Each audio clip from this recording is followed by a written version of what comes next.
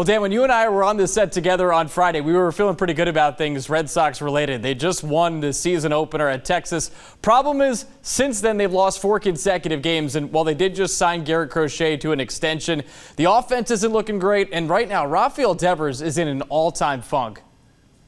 Yeah, Joe, and it's been tough to watch Devers go through this.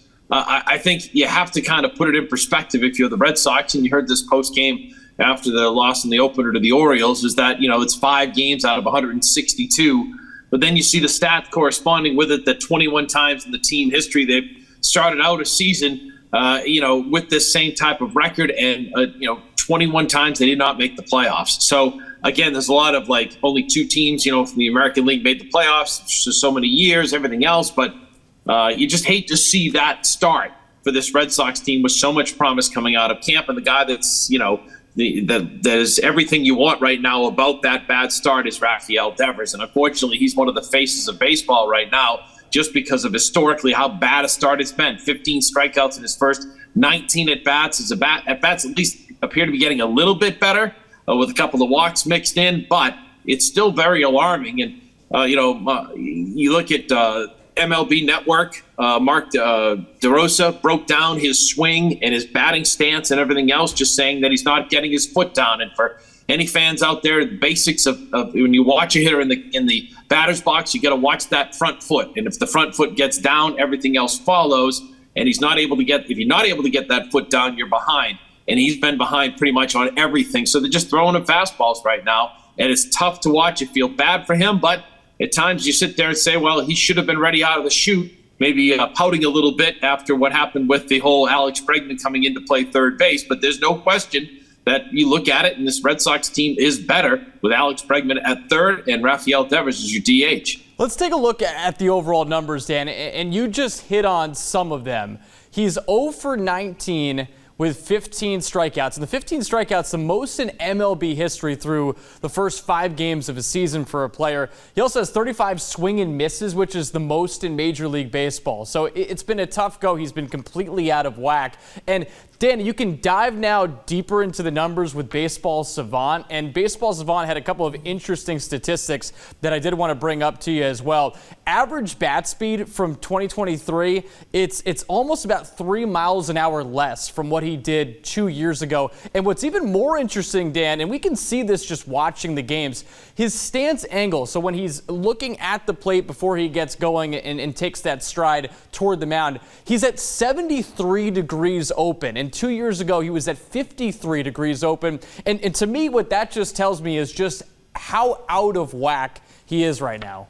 Yeah, I think it's interesting for any player in any sport. If you go back and show them good film, they kind of get it in their mind that this is what they were doing right, and go back to that. You hear that with hitters all the time. You hear that with pitchers. So how are my mechanics different from 2022 where they are to now, and I'm not getting the results? You go back and you try to replicate that, right? So, maybe the time has come where Rafi closes that stance, starts a little bit differently, and has a little bit of a different leg kick because he's out in front of everything. You can clearly see that.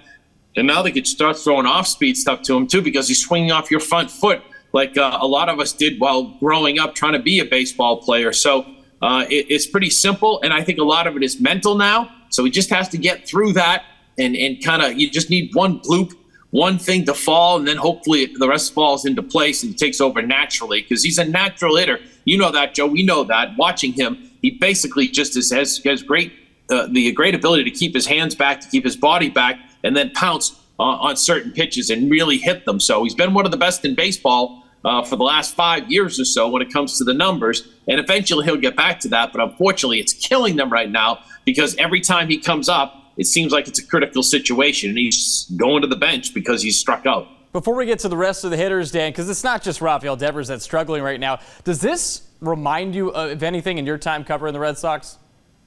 Not that, they've had bad starts, but in particular not like one player. David Ortiz has had some really bad Aprils. 1 year he had a really bad April and May, and a lot of people were saying maybe it's time for him to retire, those kind of things. Dustin Pedroia had that historically bad start under Terry Francona, where I think he hit $150 for the first month, and then he took off after that. So that happens. one thing you always see is guys light it up in spring training and come back to play in the bigs, and their numbers go into the tank. Sometimes you see guys really struggle in spring training, and then they have good numbers in April. So it's just tough to judge. It's what makes the game so hard. But I haven't seen it to this level where a guy looks so baffled at the plate, just 5 games in where he's striking out time and time again.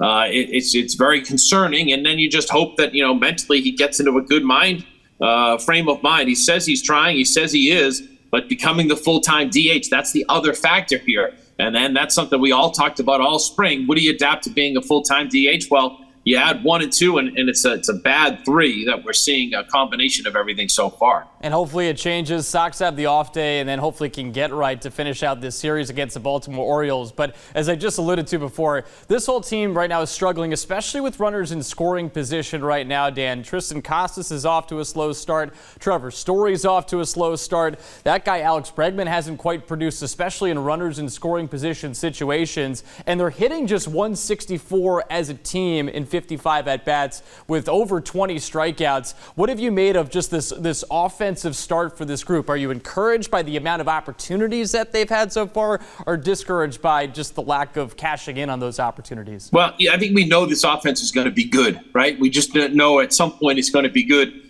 And again, you can't fall too far behind in April. That's the only problem. And Alex Cora has talked about the sense of urgency, and it's win now. It's time for them to win.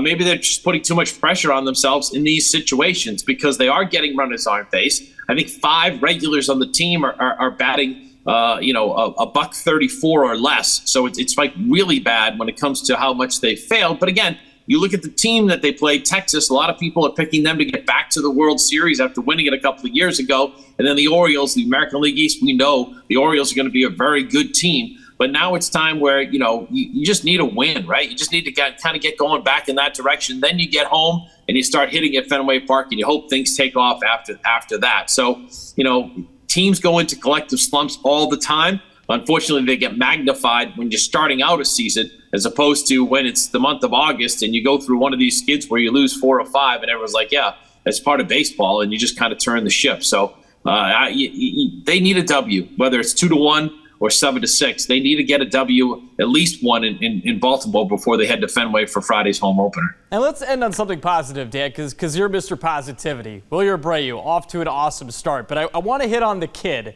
in Christian Campbell. What a start he's gotten off to in his Red Sox tenure. 6 for 16. He hit that bomb to center field in Texas. What have you made of this opening road trip for the young kid? Well, I think he's showing you what has been talked about, all through training camp, spring training. Alex Cora said we're going to let these guys play. We're going to give them plenty of at-bats, and meaning Marcelo Meyer, Roman Anthony, and Christian Campbell. And Campbell went out and won the second base job. So I think he's being rewarded. Alex Cora is being rewarded for the faith that he's shown in Christian Campbell. And now we're starting to see some of the things that are going to make Christian Campbell a really good Major League Baseball player. It's interesting, though, again, we go back to how do you judge these starts? He's off to a really good start, but now on the other side of things, we'll see teams have film on him and try to adjust and throw him differently and make him chase and things like that. So it's kind of that chess game begins now. But from everything we've seen, it's been a pleasure to watch. And for me, the highlight almost is, the home run was great and everything like that, but the fact that he almost made that catch that would have been amazing. Left field in Texas would have been an insane catch that just dribbled out of his glove at the last second. So you're seeing the athleticism, you're seeing the versatility, and I think that's good for Red Sox fans. And then to see that Roman Anthony had 2 home runs in this home opener for the Woo Sox is one of those, or in the opening weekend, is a great thing for Red Sox fans too, and Marcelo Meyer as well. So there's a lot of hope. But again, you're trying to put everything together in a short span of time. Over 162 games, it's a lot different. But over 5 to 10 games, you're trying to just find that right formula to get them all together and start winning. Because if they can start winning, get off to a good start, then we know that they're going to be there for a long time. At least you'd expect that. And Dan, I'm glad you brought up Meyer and Anthony. I talked to Roman Anthony at Woo Sox Media Day for CBS News Boston. You can see that on our YouTube page. And I love this quote he gave when I asked him about Christian Campbell making it up to the major leagues. I asked him, does it feel more real? And he said, it's motivating, and then also added, it's time for all of us to meet at the top. So we'll see if that happens soon. And hey, Christian Campbell, he's also been in some extension talks with the Red Sox as well. So hopefully the Sox can add on to that with the Garrett Crochet extension. Dan and I talked about that. You can also catch that on our YouTube page. But Dan, hopefully we turn things around soon. Appreciate the time. Yep. Always a pleasure, Joe.